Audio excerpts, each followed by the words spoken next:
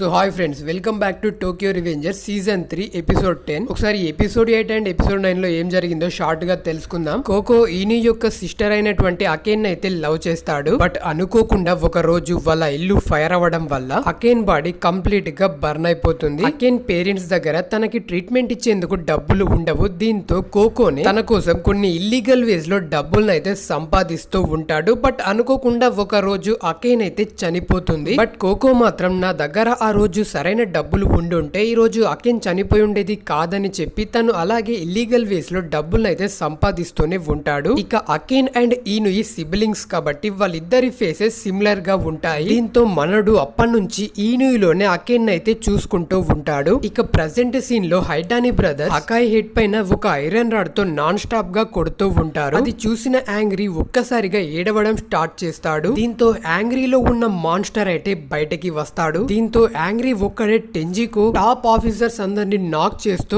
ఉంటాడు. అది గమనించిన కాకుచాన్ జెట్ స్పీడ్ లో టోమాన్ టాప్ మెంబర్స్ అందరిని నాక్ చేసేస్తాడు. ఇక ఫైనల్ గా టకేమిచి ఒక్కడే మిగులుతాడు. ఇక కాకుచాన్ టకేమిచితో కూడా నాన్ స్టాప్ గా ఫైట్ చేస్తూ ఉంటాడు. బట్ టకేమిచి మాత్రం గివ్ అప్ ఇవ్వకపోవడంతో అక్కడికి కిసాకి టెట్టా వచ్చి టకేమిచి హెడ్ పైన తన గన్ని పాయింట్ బ్లాంక్ లో పెడతాడు. అండ్ ఇంతటితో ఎపిసోడ్ 9 అయితే ఎండ్ అవుతుంది. సో ఇక ఇప్పుడు మనం ఎపిసోడ్ 10 లో ఏం జరగబోతుందో తెలుసుకుందాం. ఇక కిసాకి టకేమిచి హెడ్ పైన తన గన్ని పెట్టి, అయితే నువ్వు టోమాన్ కోసం చనిపోవడానికి కూడా రెడీ అయినా టకేమిచి అని అంటాడు. దాంతో కాకుచాన్, కిసాకి అసలు నువ్వేం చేస్తున్నావు, ఇది జస్ట్ పిల్లల ఫైట్ మాత్రమే అని అంటాడు. ఇక టకేమిచి ఫ్యూచర్ లో మైకి, బాజీ, నాటో అండ్ చీఫ్ యు వీళ్ళంతా చనిపోయే ముందు టకేమిచితో చెప్పిన మాటలు గుర్తు వస్తాయి. దీంతో టకేమిచి ఫేస్ లో కొంచెం కూడా భయం అనేది కనిపించదు. ఇక టకేమిచిని అలా చూసేసరికి కిసాకికే భయం అయితే కలుగుతుంది. దీంతో టకేమిచి, ఎందుకురా నన్ను చూసి అలా భయపడుతున్నావు అని అంటాడు. దీంతో కిసాకి భయపడుతూనే ఒక బుల్లెట్ నైతే షూట్ చేస్తారు. దీంతో అక్కడున్న వాళ్ళంతా ఒక్కసారిగా షాక్ అవుతారు. ఇక కిసాకి ఒక బుల్లెట్ ని టకేమిచి లెగ్ లో అయితే దింపుతాడు. దీంతో టకేమిచి, ఏమైంది కిసాకి, నన్ను చంపాలనుకుంటే నా గుండెల్లో బుల్లెట్ ని దింపాలి, ఇలా నా లెగ్ మీద కాదు. నాలో మైకీ లాంటి కరిస్మా లేదు. కరిస్మా అంటే అందరినీ ఆకర్షించుకునేటువంటి పర్సనాలిటీ. నేను నాటోలా ఇంటెలిజెంట్ అయి ఉండకపోవచ్చు, డ్రాకెన్ లా మంచి ఫైటర్ ని అయి ఉండకపోవచ్చు, కానీ నాకంటూ ఒక స్పెషాలిటీ ఉంది, అదే నెవర్ గివ్ అప్. నేను ఎప్పటికీ కూడా గివ్ అప్ అనేది ఇవ్వను, ఈవెన్ నేను చనిపోయినా సరే అని అంటాడు. దీంతో కిసాకి చాలా భయపడుతూ, నేను నిన్ను చంపేస్తాను టకేమిచి అని అంటాడు. దీంతో టకేమిచి, అయితే చంపే అని చెప్పి తన హెడ్ ని కిసాకి హ్యాండ్ లో ఉన్న గన్ ముందుకి తీసుకువెళ్తాడు. ఈనాని చంపినట్టుగానే నన్ను కూడా చంపే కిసాకి అని అంటాడు. దీంతో కిసాకి తన హ్యాండ్ లో ఉన్న గన్ ని కిందకి దించి టకేమిచి హెడ్ పైన ఒక పంచ్ ఇస్తాడు. దీంతో టకేమిచి కింద పడిపోతాడు. దీంతో అక్కడికి ఆకును వచ్చి టకేమిచిని పైకి లేపి, నీకు ఎప్పుడు గివ్ అప్ ఇవ్వాలో తెలీదు కదా టకేమిచి అని అంటాడు. ఆ తరువాత పేయాన్, పిచ్చోడా నువ్వొక్కడివే వాళ్ళతో ఫైట్ చేయలేవని తను కూడా పైకి లేస్తాడు. ఇక యాంగ్రీ, నువ్వు వీక్ అని తెలిసినా కూడా ఇంతలా ట్రై చేస్తే ఇక మేమెంతలా ట్రై చేయాలని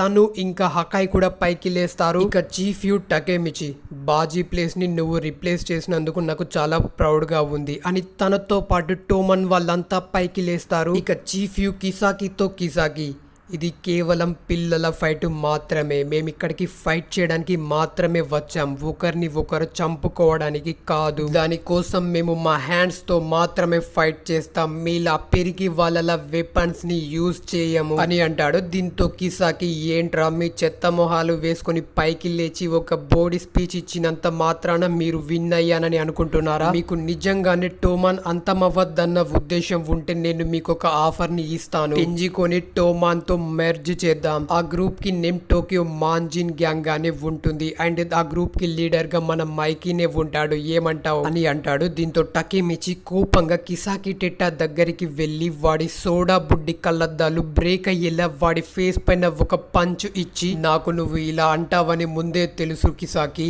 నీకు కావాల్సింది కూడా ఇదే కదా, నువ్వు హీనాని చాలా ఈజీగా చంపేసి ఉండవచ్చు, కానీ నన్ను అంత ఈజీగా చంపలేవు. డ్రాకెన్ లాంటి ఒక మంచోడు ఫ్యూచర్ లో నిన్ను చంపాలని ఎందుకు అనుకున్నాడో నాకు ఇప్పుడు అర్థమైంది. ఎందుకంటే నువ్వు ఏమాని చంపేశావు, దానికి రివెంజ్ గా డ్రాకెన్ నిన్ను చంపాలని అనుకున్నాడు అని చెప్పి కిసాకి పైన అటాక్ చేస్తాడు. బట్ ఆ అటాక్ ని ఈజనా వచ్చి బ్లాక్ చేసి, నువ్వు కాసేపు అలా పక్కకి నిల్చో కిసాకి, మన దారికి ఎవరడ్డొచ్చినా వాళ్ళు గాల్లో కలిసిపోవాలని నువ్వే కదా చెప్పావు అని చెప్పి ఈజన టకేమిచిని నాన్ స్టాప్ గా కొడుతూ, నేను ఈ రోజు మీ అందరిని చంపేస్తానని చెప్పి మళ్ళీ తనని నాన్ స్టాప్ గా కొడుతూ ఉంటాడు. అలా కొద్దిసేపు అయిన తర్వాత టకేమిచి ఈజన పైన అటాక్ చేయబోయి ఒక్కసారిగా ఆగిపోతాడు. ఇక టకేమిచి తన హ్యాండ్ ని గాల్లోకి లేపి నేను ఓడిపోలేదు అని అంటాడు. దీంతో టూమన్ వాళ్ళంతా షాక్ అయి వెనక్కి తిరిగి చూస్తారు. సో ఇక అక్కడికి వచ్చింది ఇంకెవరో కాదు,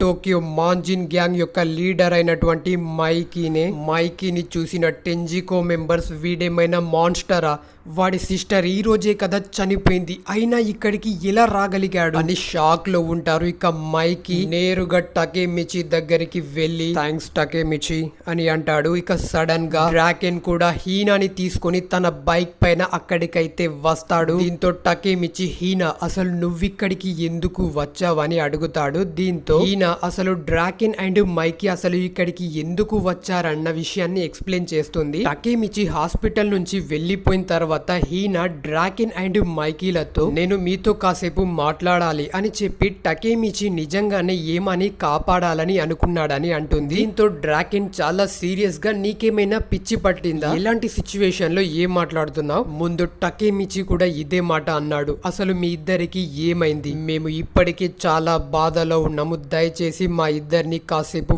ఒంటరిగా వదిలేయ్ అని అంటాడు. దీంతో హీనా టకేమిచి ఏమాని మాత్రమే కాదు తనతో పాటు చాలా మందిని కాపాడాలని అనుకుంటున్నాడు. నిజానికి నేను 12 ఇయర్స్ తరువాత ఫ్యూచర్ లో చనిపోబోతున్నాను, అలా జరగకుండా ఆపడానికే టకేమిచి ఫ్యూచర్ నుంచి టైం ట్రావెల్ చేసి పాస్ట్ లోకి వచ్చాడు. నాకు తెలుసు మీకు ఇది నమ్మడానికి కొంచెం కష్టంగానే ఉండి ఉండవచ్చు, టకేమిచికి మన అందరి ఫ్యూచర్స్ తెలుసు, తను మన అందరినీ కాపాడాలని అనుకుంటున్నాడు, తను ఇన్ని రోజుల నుంచి ఒంటరిగానే మన అందరినీ కాపాడాలని ట్రై చేస్తున్నాడు, కానీ నేనే తనకి ఎలాంటి హెల్ప్ చేయలేకపోతున్నాను అని చెప్తుంది. అందువల్లే డ్రాకెన్ అండ్ మైకీ ఇక్కడికి వచ్చారు. ఐఎమ్ సారీ టకేమిచి, నేను వాళ్ళకి నిజం చెప్పేశాను అని అంటుంది. ఇక డ్రాకెన్ మైకీతో ఇప్పుడు ఏం చేద్దాం మైకీ, చూస్తుంటే వాళ్ళు 200 మంది ఉన్నట్టుగా ఉన్నారు అని అంటాడు. దానికి మైకీ 200, మన ఇద్దరికి 200 సరిపోతారంటావా, 200 కాదు 20,000 మందిని తెచ్చుకోండి, మీ అందరిని పురుగులు నలిపినట్టు నలిపేస్తామని అంటాడు. దీంతో మనోళ్ళంతా హైప్ అవుతారు. ఇక టోమాన్ మెంబర్స్ అంతా మళ్ళీ పైకి లేచి టోమాన్ అని అరుస్తూ ఉంటారు. ఇక ఈజన కిసాకితో వాళ్ళు ఏం ట్రిక్ ప్లే చేశారో తెలియదు, కానీ మైకీ ఇక్కడికి వచ్చాడు అంటే మన ప్లాన్ ఫెయిల్ అయిందన్నమాట అని చెప్పి జెట్ స్పీడ్ లో పరిగెత్తుకుంటూ వచ్చి మైకీ పైన అటాక్ చేస్తాడు. కానీ మైకీ ఆ అటాక్ ని బ్లాక్ చేస్తాడు. బట్ ఆ ఫోర్స్ వల్ల మైకీ చాలా దూరం అయితే డ్రాగ్ అవుతాడు. ఇక ఈజన మైకీతో నీ సిస్టర్ అండ్ బ్రదర్ ఇద్దరు చనిపోయారు, ఇప్పుడు నీకు ఎలా అనిపిస్తుంది మైకీ అని అంటాడు. దానికి మైకీ వాటన్నింటికి ఈ రోజు నీకు సమాధానం చెప్తాను మై బ్రదర్ అని అంటాడు. అండ్ ఇంతటితో 10th ఎపిసోడ్ అయితే ఎండ్ అవుతుంది. సో గాయస్ 11th ఎపిసోడ్ అయితే మరింత ఇంట్రెస్ట్ గా అయితే ఉండబోతుంది. సో మీరు గనక మిస్ అవ్వకూడదు అనుకుంటే ముందుగా మీరు మన ఛానల్ ని సబ్స్క్రైబ్ చేసుకొని వీడియోకి లైక్ చేయండి. అలాగే వీడియో ఎలా కనిపించిందో కింద కామెంట్ చేయండి. థ్యాంక్ యూ, జై